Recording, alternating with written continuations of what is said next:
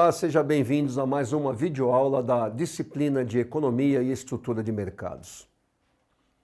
Na aula de hoje, estudaremos a inflação, nome dado ao aumento dos preços dos produtos e serviços, sempre calculada pelos índices de preços, comumente chamado de índices de inflação. São sempre contabilizados pelo IBGE. Eu sou o professor Luiz Carlos Faria e vou acompanhá-los nessa aula sobre inflação. Vamos lá? O que é inflação? É caracterizada como um processo em que todos os preços sofrem aumento contínuo. Olha só, a inflação é uma coisa que todo mundo ouve todos os dias, a todo instante, várias vezes por dia. Ok? Então, a inflação dá-se em função de oferta e demanda. Ou seja, se você tem escassez de algum produto ou se você tem sobra de produto. Né? Quando você tem a escassez do produto, a tendência é que a inflação atinja esse produto e o valor fique maior. E quando você tem sobra de produto, a demanda cai, a oferta aumenta, o valor ele diminui.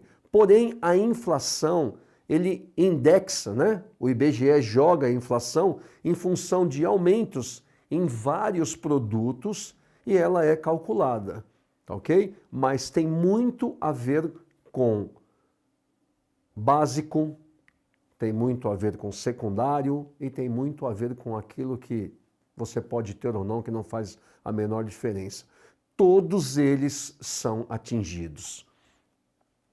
Perceba que o aumento de preços é persistente e generalizado, não se confundindo com altas de preços esporádicas.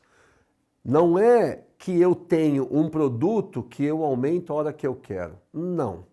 Ele sofre o aumento em função exatamente desta ciência chamada inflação, que foi criada em função de aumento de valores, necessidades de consumo, necessidades de uso. Então a inflação ela tomou conta de uma situação onde todos os preços de todos os produtos podem ser atingidos naquele instante ou não. Mas em algum instante da história do produto, ele vai entrar pelo índice de inflação.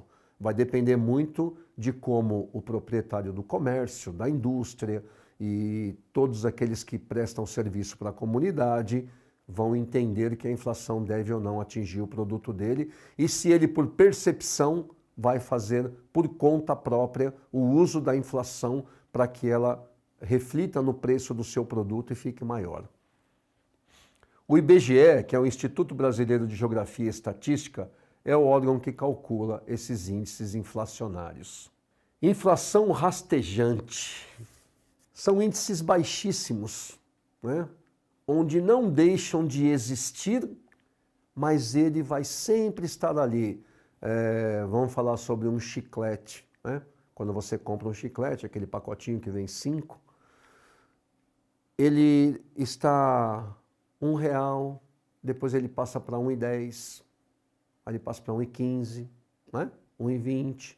Ou seja, em algum instante ele vai recebendo essa inflação. Ela é bem pequenininha e vai atingindo o produto de forma tranquila, onde você não perceba, mas ela vai atingindo.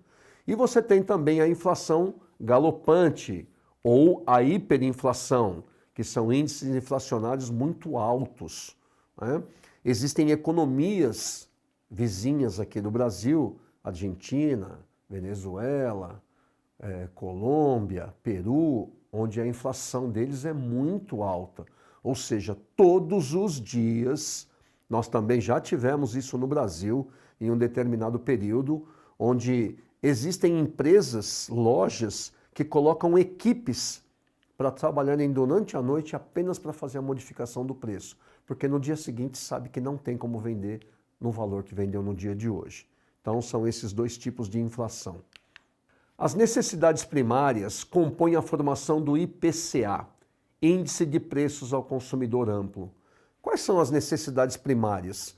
O que precisamos? Comer, vestir, nos transportarmos através de transporte público ou privado. Nós precisamos nos educar, os nossos filhos, a nós também. Então, tudo isso é necessidade primária. E o IPCA, ele pega apenas aquilo que é necessidade primária, ou seja, necessidade básica, a primeira necessidade que nós temos em todos esses campos: alimentação, beber, estudar, usar transporte, tá legal? Saúde, tudo isso daí influencia no IPCA, que vai ser calculado em cima desses índices de primeira necessidade nossa, por isso chamados de primários. Como é calculado? Criado em 1979, o alvo são 90% das famílias que vivem em áreas urbanas e com rendimentos de 1 a 40 salários mínimos. Ainda, os dados são coletados do dia 1º ao dia 30 de cada mês. Então, gente, ó, energia elétrica, água, moradia, transporte. Aliás, a gente fala em transporte, nós não podemos isentar nenhum tipo de modelo de transporte, né? Seja ele aéreo, seja ele terrestre, seja ele naval, todos eles são atingidos em função de o combustível necessário para que esse tipo de veículo, ou esse tipo de aeronave, ou tipo de navio, de barco, para que ele se movimente, sofre a alta da inflação, o valor fica maior, para se abastecer fica mais caro e, obviamente, é repassado para o preço do consumidor final. Falamos hoje, por exemplo, de internet. A internet virou uma condição sine qua non para a vida. Quem não tem internet está desligado do mundo. E aí as empresas que fornecem internet, sabedoras disso, utilizam a inflação como um trampolim para poder aumentar o preço naquela quantidade de gigas que ele te fornece e tudo mais, tá ok? O IPCA 15, aquele que nós falamos foi o IPCA, esse é o IPCA 15. Segue a mesma metodologia, no entanto, a diferença é que o seu cálculo ocorre do dia 16 do mês anterior ao dia 15 do mês posterior. Então vamos lá. Você está pensando em janeiro. Do dia 16 de janeiro até o dia 15 de fevereiro é calculado o IPCA 15. Aí já teve um IPCA de janeiro e um IPCA de fevereiro. E esse IPCA 15 pega a metade de cada mês. Metade de janeiro e a metade de fevereiro, formando um outro índice. Então seria mês de janeiro, um índice. Mês de fevereiro, um índice. De 16 de janeiro a 15 de fevereiro, um outro índice. Seriam bases de cálculos para você colocar nos seus produtos, caso você vá jogar a inflação em cima deles. Aí você teria que escolher o que você quer fazer. Vamos ver se entendemos as coisas que falamos até agora? Vamos a um questionamento. No momento em que a inflação aumenta devido à alta da demanda no mercado, o Banco Central aumenta ou diminui a taxa básica de juros, a famosa taxa Selic. Letra A. Aumenta a Selic, pois assim o consumidor se retrai no consumo. Letra B. Diminui a Selic, pois assim o consumidor se retrai no consumo. Letra C. Aumenta a Selic, pois assim o consumidor passa a ter maior consumo. O Banco Central não sinaliza nem para cima nem para baixo. O Banco Central não se envolve na movimentação da taxa em função do consumo. Acertou quem respondeu a letra A. Aumenta a Selic, pois assim o consumidor se retrai no consumo. Ou seja, no momento em que a taxa de juros sobe, as parcelas daquilo que pode ser comprado a crédito aumenta, o consumidor ele se retrai e fala, não tem como comprar agora. Consequências da inflação. Desvalorização da moeda. Toda a inflação desvaloriza a moeda local.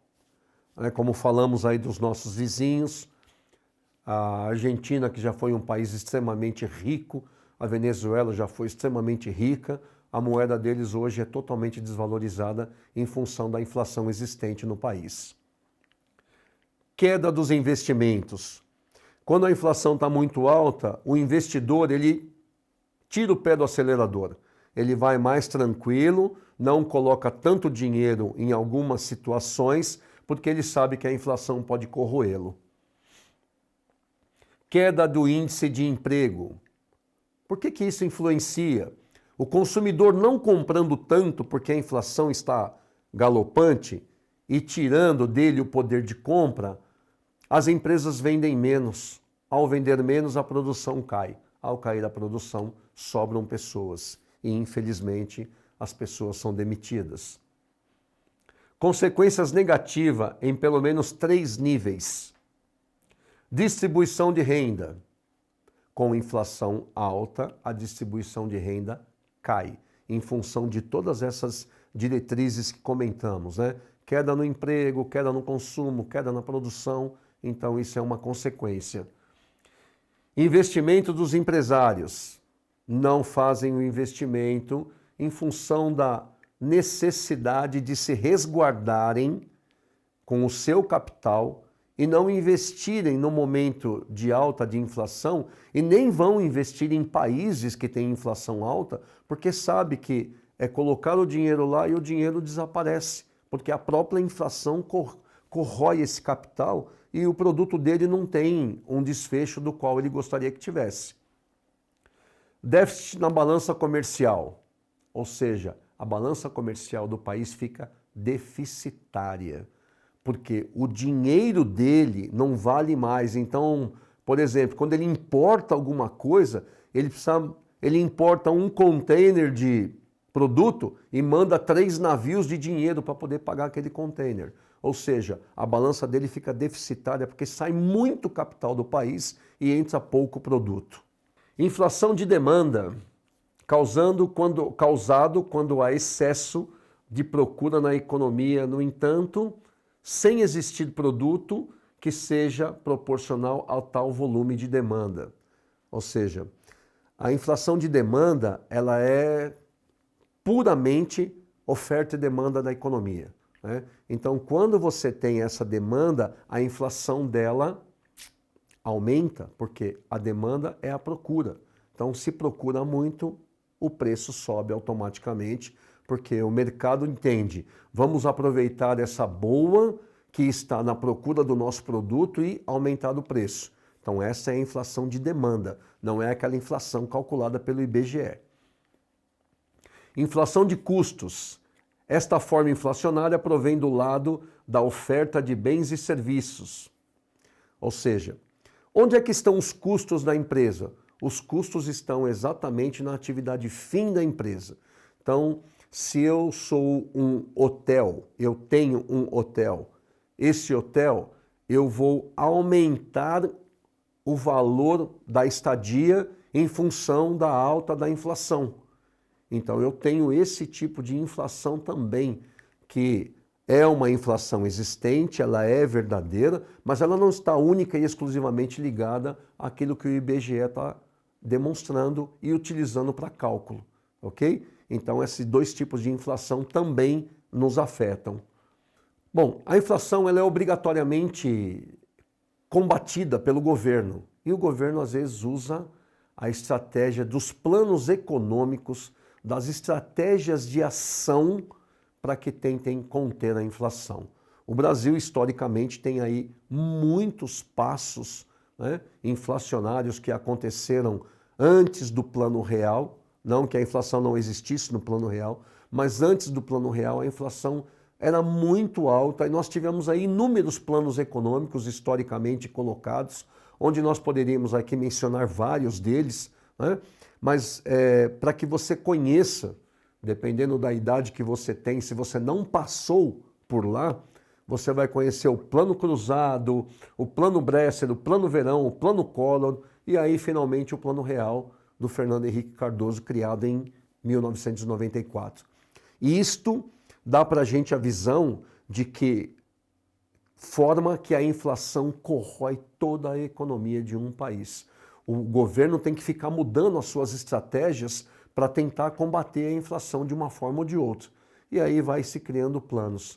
Nós tivemos aí o Plano Real que perdura até hoje, já desde 94, né? Então nós temos aí um tempo grande com ele, Hoje a inflação existe, não deixará de existir nunca, em nenhum plano econômico vai cortar a inflação em 100%, porque a inflação, apesar dela ser maléfica aos preços, ela traz também um determinado equilíbrio entre a oferta e a demanda de um país. Nós deixamos aí a indicação de um vídeo. Veja um trecho.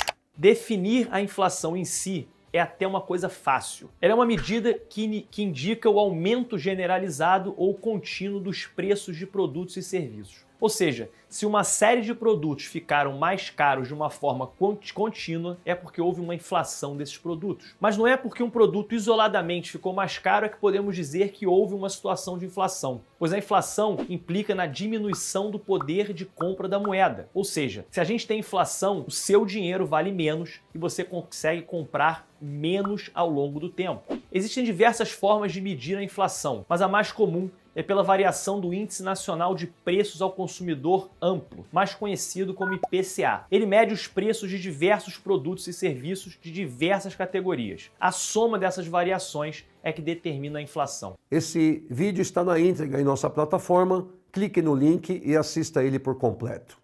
Chegamos ao final da nossa videoaula sobre inflação. Acesse a plataforma Saiba Mais e tenha mais informações sobre isso. Até lá!